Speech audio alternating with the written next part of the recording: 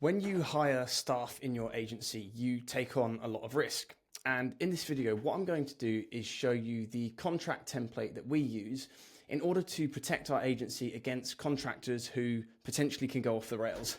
Okay, so if you're at a point in your agency journey and you're looking to scale by taking on new employees, this video isn't going to be exciting. It's going to be a pretty boring video, but what I'm going to do and what I can promise you is that by the end of this video, you're going to have every single thing you need to know and every single thing you need to include within your contractor agreements so that you are protected. Okay, so before we jump into that, I just want you to picture a quick scenario. Okay, so you've searched far and wide for a good contractor and you've found somebody who will carry out the service for you that you've sold to your clients.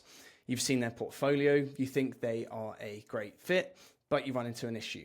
Okay, once you've onboarded them, you give them access to everything that you've built in your agency. You set up all of their logins, you expose them to your clients, you add them as users. They basically have unbridled access to everything that you've built, and then they ghost you. Worse yet, they steal all of your proprietary infrastructure, your intellectual property, and then you see them a week later setting up shop on their own, copying every single thing you've worked tirelessly to build. Okay, so how do you stop this?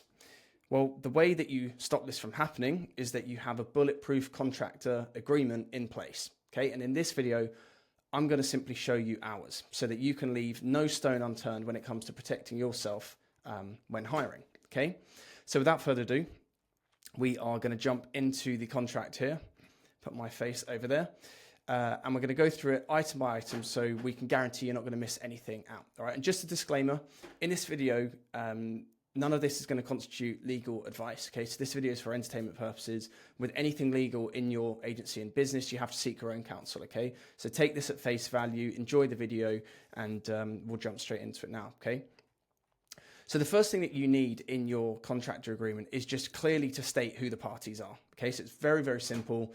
You start here, consultancy agreement, at the top of the first page, write out who the parties are, okay? Include their name. Maybe you've got a copy of their ID, their government issued ID, their passport, whatever it might be.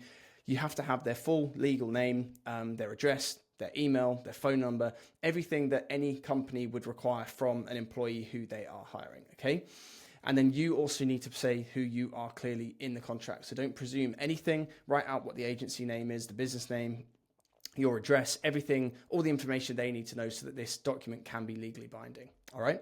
So next we get up to the interpretation section, and all the interpretation section within your agreed terms is going to do is basically provide standardized definitions to words that we all commonly understand, okay, company, property, things like that, so that if there's ever an issue with your contractor or it goes to arbitration or you have to take legal action against them, whatever it might be, they can't turn around at any point and say, oh, you know, I didn't realize that was company property. You know, oh, the documents you provided me, the SOPs, I thought that was just my training.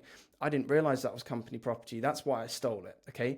This is why this boring section at the beginning of your contract is important. Okay. Under interpretation. All right. So once you've clearly outlined all of the key terms here and given them a standardized definition, then we get on to the terms of the engagement. And all this really is a simple section of your contractor agreement that will basically just allude to the nature of the work that's being done and the definition specifically of the contractor, okay? So in this master agreement, we've got consultant or marketing consultant or equivalent. Sometimes it can be account manager, freelancer, whatever it might be. Just make sure that whatever you will be referring to your contractor as and what they will be referred to as within your agency, you know, if they're client facing, whatever it might be, state that clearly in your terms of engagement, okay? The next up, we have duties, all right? So when it comes to duties, again, this is a relatively simple section of your contractor agreement. And all this is really going to do is outline in crystal light clarity what the contractor is obliged to do and what any attenuating circumstances might be, okay? So when it comes to attenuating circumstances, what are the scenarios where they can basically get out of their duties, okay? Maybe it's ill health, an accident. You just want to have this clause in case in the contract, sorry, just in case there's any ambiguity when it comes to actually when they perform their duties. Okay, so you don't want them having a cold or a headache and then saying, "Oh, I'm sorry, we didn't complete that huge bit of client work or this huge client project on time because I was tired or I was anxious or something." You have to clearly outline that in your contract. Okay. So next up, we have fees. Now fees, it's very, very simple. Basically in this section, all you are going to outline is specifically what the contractor is being paid and how often they're going to be paid, and also the means and I guess mechanism of how they will be paid. Okay, so it might be that they need to issue an invoice, and that invoice will be supported with a detailed timesheet showing every minute that they've spent, every hour they've spent on the task and what tasks they have been working on. Whether they do that on an Excel spreadsheet or through project management software, this is the place in the contract where you should outline it. Okay. We record all of our employees and contractors' time with ClickUp, and we used to use Excel spreadsheets where they would have to manually upload their times, but it's very hard to validate and verify. Okay, so this is a very simple section. Just outline the fee, outline that it's 30 days in arrears, i.e. they're not going to get paid up front. All of this is stuff that you'll be able to refer your contractor to when they say, where's my money, or you haven't paid me. You can say, look, we've got. All right, sorry, just had a call come through before we were rudely interrupted. We were talking about fees. So what we're going to talk about now is expenses, okay? So when it comes to expenses, if your contractors work remotely, this might not really be that important in your agreement. But if they are using tools, maybe they're using their phones, texting, maybe you're using this contract for appointment setters, whatever it might be, you just want to outline in the expenses section here what actually constitute an expense, what you will reimburse, how much you'll reimburse it for, and also what you won't reimburse, okay? So again, you're just eradicating ambiguity here. There's never going to be a point in time where your member of staff turns around and says, oh, I've been using pens and paper to write notes about the work that I'm doing for your agency, and I'm going to bill you for those too, okay? You're just clearly outlining these things. And again, the nature of this video is boring, but it's super important, and you're not going to find another video like this online. Nobody else actually goes through the contracts they actually use in their agency right here, right now, okay? So hopefully this is going to be helpful. Stick with it. We've got a couple more points to go over, and then we'll just summarize at the end here, okay?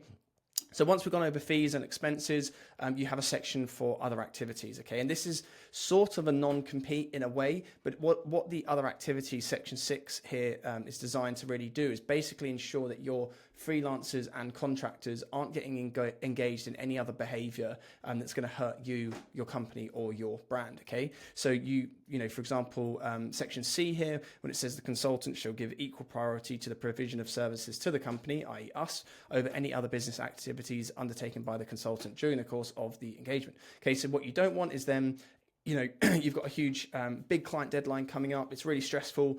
You're about to meet with your contractor to discuss the work they're delivering. They say, oh, I'm sorry, I've got 10 other clients and I just didn't have time. Okay, this is what's going to hold them accountable to you and prioritizing your agency. All right.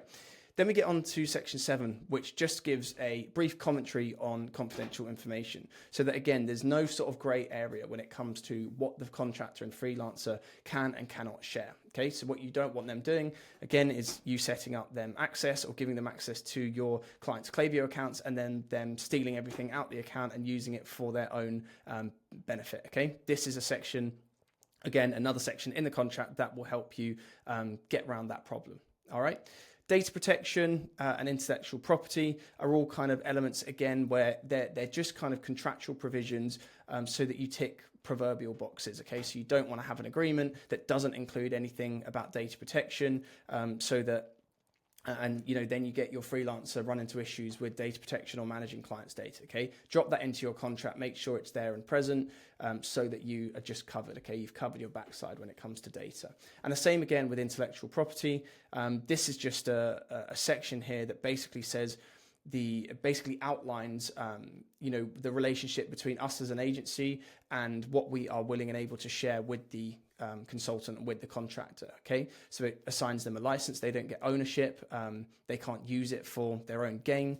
This is all fully owned by us, including the work that they do for us, all right? So getting to the last few points here, number 10 is insurance and liability. Now, a word of advice, you want to make sure that the contractors you use and the consultants you use have adequate insurance, okay? Now, if you are hiring from the third world or you're operating from the third world, this might be a slightly more kind of difficult hurdle to overcome. But if you're paying a lot of money for your members of staff and for your contractors, it's not a big push. It's not a big ask to make sure that they actually have insurance and indemnity insurance in place, okay? And this is going to help just protect you as an agency, if they are to do anything that damages you and your brand or your reputation, or that of your clients too, okay? Now, this section here, termination, is important. Oftentimes you will find when you hire contractors, by proxy and the nature of just hiring people from other countries where you maybe don't meet with them face to face, or, we've had contractors that we've never met face to face that have been brilliant. You just want to make sure that the rules around termination and cancelling this agreement are very clear, okay? So you don't want to ever get in a position where they just ghost you and they don't respond, or they, I don't know, for any other reason, they do something that they shouldn't be doing. This is a section here that basically gives you the power to terminate the agreement at any one point in time, okay? Now, number 12, number 13 are kind of administrative. All these points are really going to do is help clarify the arrangement, okay? So you don't have a freelancer basically going out, liaising, talking with your clients, having FaceTime with the clients that you've worked so tirelessly to actually close and bring on board, where they are then going to try and represent your company or pretend that they've started your company or they're a director or a manager. This section here is going to really outline that clearly for them, okay? So it just proves the status between the company, us, and the contractor, okay? So there's no ability for them to go away and say, that they are basically more than what they are. They're going to act outside of their business remit, okay? Now, dispute resolution is important, and this ties into the governing law and jurisdiction, where you basically want to state what kind of law that this contract has been written to. In our case, English law. It's governed by and construed in accordance with the courts in English law. And what you just want to make sure is that if there is any point where a dispute arises, the contractor, for example, says that you've not given them enough work, or you've given them the wrong type of work, or that you are unhappy because they've not met deadlines, or I don't know, they're complaining that you've paid them late, whatever it might be. This section here in dispute resolution is going to set out clearly what the next steps are in terms of solving that problem, okay? And if you haven't seen a contract like this before, you're obviously in your right to take alternative legal action against an individual or a company, but 9 times out of 10, when you have a amicable relationship with a member of staff or a client, there are going to be steps before taking legal action that will actually protect both of you and stop you both wasting a huge amount of time and spending a huge amount of money that ultimately ends up in the pockets of lawyers and won't benefit the client or you as the company, all right? So once you've done and ticked all of these boxes, this is where we get to the meat of the bone of the contract, okay?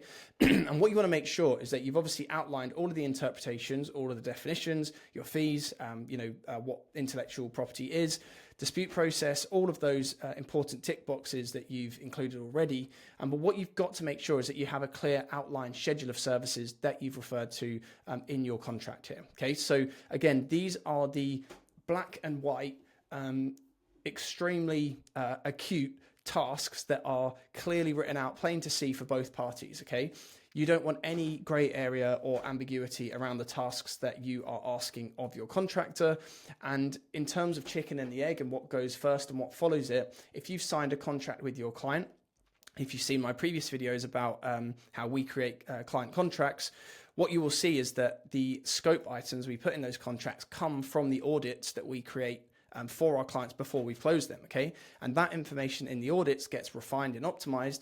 It filters down, we put it into our client agreements, and then we also put it into our contractor agreements too, okay? So if you've just got a new client and you're hiring a new contractor, you can practically drag and drop, change a bit of the wording, all of the action items that you will be calling upon your contractor to carry out for you, okay?